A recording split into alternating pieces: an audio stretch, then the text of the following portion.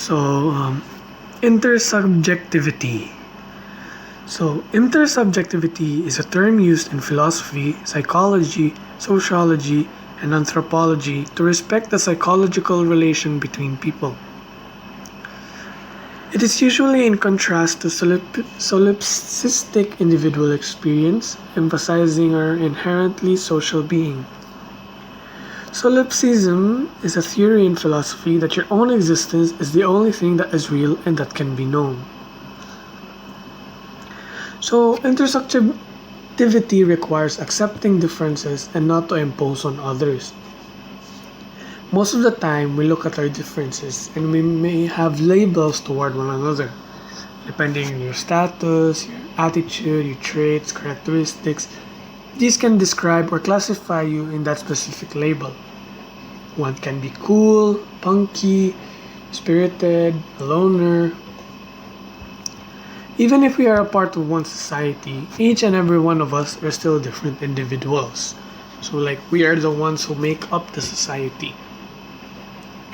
Labels can be negative or positive, and they are both contagious. Each of us will have different appearances and points of views. Intersubjectivity as ontology, the social dimensions of the self. So Martin Buber and Karl Wojtyla. So both of these philosophers were influenced by their religious backgrounds. They believe in the notion of concrete experience or existence of the human person. Both refuse to regard human person as composite of some kind, dimensions such as animality and rationality. The human person is total, not dual. Intersubjectivity as ontology, social dimensions of the self. So Martin Buber, he was a Jewish existential philosopher. In his work, I and Thou, or Ich and Du, he conceives the human person in his or her wholeness, totality, concrete existence, and relatedness to the world. Social and interhuman. Social points to the group of people or communal existence. Certain animals operate under this category. Interhuman refers to the life between and among persons who are non-interchangeable and non-objectifiable. It refers to interpersonal, that is, life of a dialogue. So I-thou promotes dialogue, I-it hinders dialogue. Saint John Paul II, or Karl Wojtyla. In his encyclical letter, Fides et Ratio, he criticized the traditional definition of human as a rational animal. He maintains that the human person is one who exists and acts, conscious acting, has a will, has a determination. Those are what humans are. Participation. For Wojtyla, action reveals the nature of human agent. Participation explains the essence of the human person. Through participation, the person is able to fulfill oneself. As Saint Augustine of Hippo once said, no human being should become an end to him or herself. We are responsible to our neighbors as we are to our own actions. Our we participate in communal life, which is we. Our notion of the neighbor and fellow member is by participating in the humanness of the other person, which is the I-you. The neighbor takes into account humanness. The we relation is for Wojtyla, or St. Pope John Paul II, is the second social dimension. So the I-thou relationship. Buber's philosophy is about human person as a subject, who is being different from things or objects. The human persons as subjects have different mutual sharing of selves. So this signifies person to person, subject to subject relation or acceptance, sincerity, concern, respect, dialogue, and care. The human person is not just being in the world, but being with others or being in relation. So the I-it relationship. In contrast to the realm of meeting and dialogue, Buber cites that the I-it relationship The I-it relationship is a person to thing, subject to object that is merely experiencing and using, lacking directness and mutuality, feeling, knowing, and acting. Appreciating the talents of persons with disabilities and those from the unprivileged sectors of society and their contributions. On PWDs, the process of suspecting, recognizing, and identifying the handicap for parents with disabilities will include feelings of shock, bewilderment, sorrow, anger, guilt, and fear of the future. Of course, it is normal for the parents of the PWDs to feel these certain things. They'll have the feeling of impotence or, why me? Like, why does it have to be me to experience this kind of situation? Even some parents turn to religion and consider being a handicap a blessing in disguise. But in fact, this mindset denies the real implications of disability. And the fact that their children is handicapped, they fear about their future. They will often ask questions like, what are they gonna do when I'm not with them? Who will love and take care of them when I'm gone? How about their dreams and goals in life? But then again, it is normal to feel this way. But realization and grief can blind parents to their child's uniqueness. Because we often look down to the people who have disabilities, and we forget that they are unique in their own ways. We must look at them like they are one of a kind and they belong in this society. There are many categories of PWD. To mention some, there are the hearing impaired, diabetic, asthmatic, or cystic fibrotic persons. In a certain study, mothers of asthmatic children scored consistently more positively than any other groups of mothers. On the other hand, fathers of asthmatic and cystic fibrotic children had higher parent attitudes and were more sociable than the other fathers. On both these scales, parents of hearing-impaired youngsters had the highest problematic scores. Parents of cystic fibrotic kids reported the most special problem areas and caretaking needs. Parents of hearing-impaired children have more behavioral management issues, while parents of cystic fibrotic children reported the highest levels of family importance. A study in North America shows that 50% of deaf children read less than the normal children. For the deaf, total communication is recommended, which includes the traditional method with the use of finger spelling and sign language. On the other hand, spirited kids and children with ADHD or attention deficit hyperactivity disorder are different. A spirited, perceptive child will notice everything going on around her, but will be able to process that information quickly and will be able to select the most important information to listen to. An ADHD child will find it difficult to focus or complete a task despite her best efforts. Negative attitudes of the family and community towards PWDs may add to their poor academic and vocational outcomes. Parents need to reach the point of constructive action.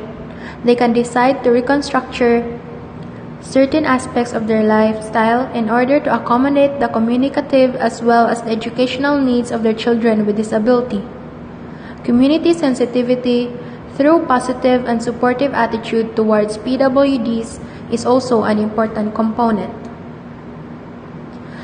The notion of poverty is not one-dimensional. Rather, it is a multidimensional. Each of these dimensions has the common characteristics of representing various deprivations experienced by poor people in their daily lives, such as low source of income, poor health, lack of education, disempowerment, poor quality of work, inadequate living standards, the threat of violence, and living in areas that are environmentally hazardous, among others. The most common measure of the underprivileged is income poverty, which means that a person or community lacks the financial resources and essentials for a minimum standard of living. Poverty means that the income level from employment is so low that basic human needs can't be met. Poverty-stricken people and families might go without proper housing, clean water, healthy food, and medical attention. The World Bank categorizes poverty in two levels: poor and extremely poor. Those living below $2 a day are considered poor, while those living below a 1 and 25 cents a day are extremely poor. There is a growing recognition that income poverty is not the only important measure of deprivation. Poor health is also an important aspect of poverty. Globally, millions die due to AIDS, Ebola virus, tuberculosis, and malaria as well as number of infant deaths from largely preventable causes of diarrheal disease. Health deprivation has become focal point for the underprivileged.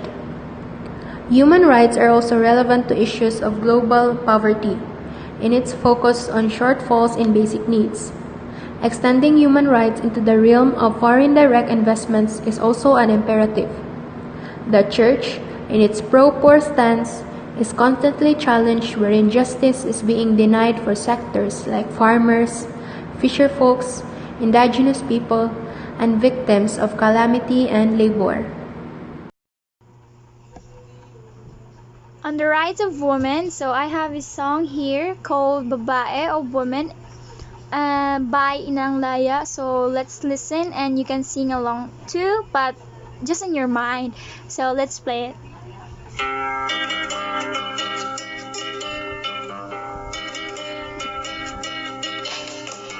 Kayo ba ang mga Maria Clara, mga huli at mga sisa, na di marunong na lumaban, kaapikay bakit iniluluwa? Mga babae, kayo ba'y sadyang mahina? Kayo ba ang mga Cinderella, na lalaki ang tanging pag-asa? Kayo nga ba ang mga nena, na hanap buhay ang pagpuputa? Mga babae, kayo ba'y sadyang pangkama? Ang ating isip ay buksan at lipunay pag-aralan. Paano nahubog inyong isipan at tanggapin kayo'y mga libangan? Mga babae, ito nga ba'y kapalaran? Bakit ba mayroong mga Gabriela, mga Teresa at tandang Sora, na di umasa sa luha't awa? Sila'y nagsipag hawak ng sandata, nakakilaban, ang mitin ay lumaya. Bakit ba mayroong mga Lisa, mga Liliosa at mga Lorena, na di natakot makikibaka at ngayoy marami ang kasama? Mga babae, ang mitin ay lumaya. Ang ating isip ay buksan at lipunay pag-aralan. Paano nahubog inyong isipan at tanggapin kayo'y mga libangan? Mga babae, ito nga ba'y kapalaran? Bakit ba mayroong mga Lisa, mga Liliosa at mga Lorena, na di natakot makikibaka at ngayoy marami ang kasama? Mga babae, ang mitin ay lumaya. Mga babae, ang mitin ay lumaya.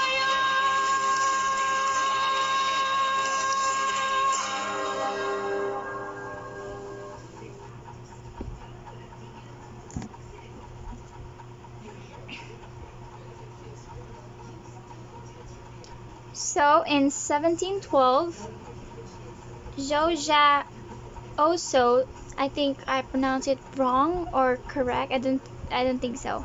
But in Google and YouTube said that it's Georgia Oso.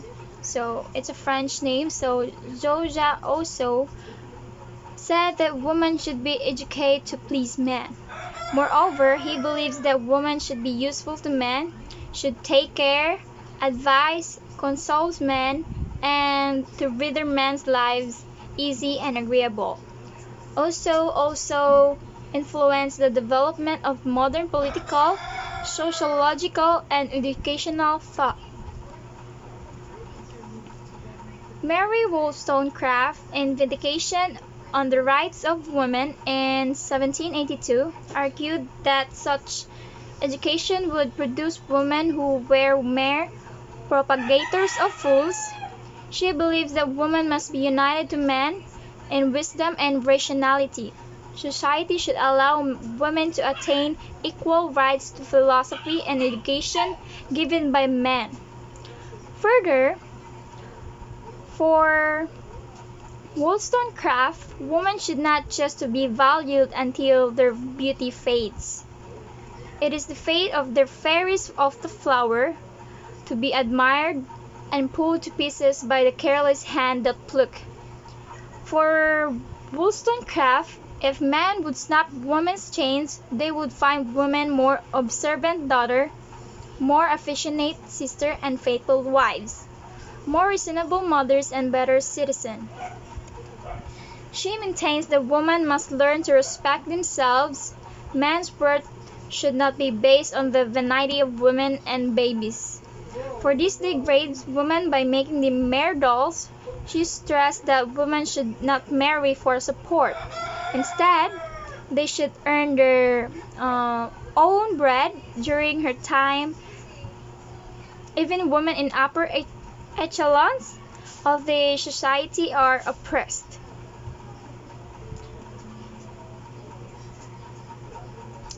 And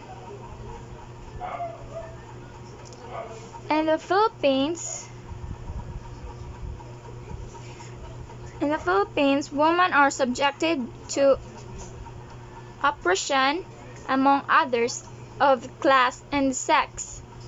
The song Babae, sung usually during Women's Month in March, is a song that problematizes the gender role assigned by the social order to women since their childhood, opposing the identity reinforced by dominant patriarchal institutions like the family, education, the law, and the media. The song advances that alternative image of the woman aspiring for liberation, and the lyrics, mga babae ang mithi ay lumamaya, citing the example of heroines from Philippines history like Gabriela, Teresa, and Tandang Sara, as well as women martyrs in ongoing people's war in the countryside like Lisa, Liliosa, and Lorena. The song challenges that stereotype of women as represented in Philippine literature by the figures of Maria Clara, Hule, and Sisa. There are the realities that the song Babae by Inang Laya calls on the study and question. Ang ating isip ay bukas at lipunay pag-aralan. Ultimately, Inang Laya's songs goes to the end with the message that gender roles, being social construct resulting from the interplay of power relation in a particular history juncture, are also arenas for struggle. The song, moreover, demonstrates that Filipino women are not simply oppressed, but have been actively participating in movements that not only seek empowerment for their sector, but for other marginalized groups as well. So that's it. So next is Kelly.